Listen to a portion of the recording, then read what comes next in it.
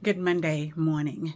Saturday night, I studied John chapter 13, and one verse stuck out that reminded me of the humility of Jesus Christ.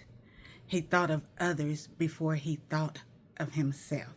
And in this passage, Jesus is washing the disciples' feet and giving them a supreme example of serving. Sunday morning, one of our brothers taught us on humility, integrity, and diligence. I love how the Lord speaks to us. He spoke to me in His Word, and then He confirmed it again when Luke got up and spoke on humility, diligence, integrity. Now, Webster's dictionary defines humility as freedom from pride or arrogance.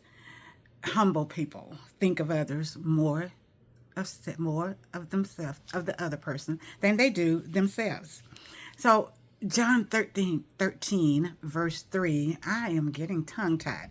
John 13:3 offers a vivid illustration of Jesus Christ's servant heart. So, the backstory, this is before the Passover celebration.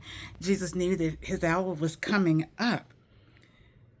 So, he did a practical lesson on serving his disciples by washing their feet. Washing feet was considered the lowliest job of a servant because feet were dusty, they walked everywhere. Very few traveled by a donkey or a camel or something. So the feet were always dirty, dusty. Hospitality meant that you had someone there to greet your guest and wash their feet. The disciples know that this is Jesus. And he removes his garment, wraps a towel around him, and he washes their feet one by one. Now, verse 3 says, Jesus knew that the Father had given him authority over everything, and that he had come from God, and that he would return to God. So I read that, and then I went back and I looked at it again. The title of this today is Know Who You Are and Know Who the Lord Is. Let me read this again. John 13:3. Jesus knew that the Father had given him authority over everything. Jesus knew that he had come from God, and Jesus knew he would return to God. Know who you are as a child of God. Know that you are redeemed, you're justified, that your account has been changed to righteous from unrighteous based on your belief in Jesus Christ. These are all gifts from God. You're co-heirs with Christ. Christ shedding his blood made possible a reconciliation between us and holy God. Know who you are. In the midst of fiery storms, in the midst of tsunamis of trouble, remember that you are the Lord's child. Nothing is too hard for him. Nothing is impossible. He never fails.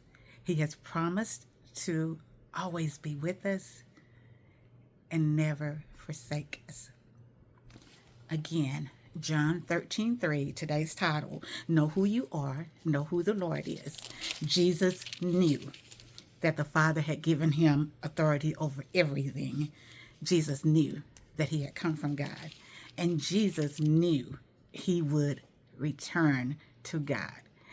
The next verse 4 starts with, so he got up. He got up from the table, and he was that example of serving to them by washing their feet. He knew his identity. Humility. You know your identity.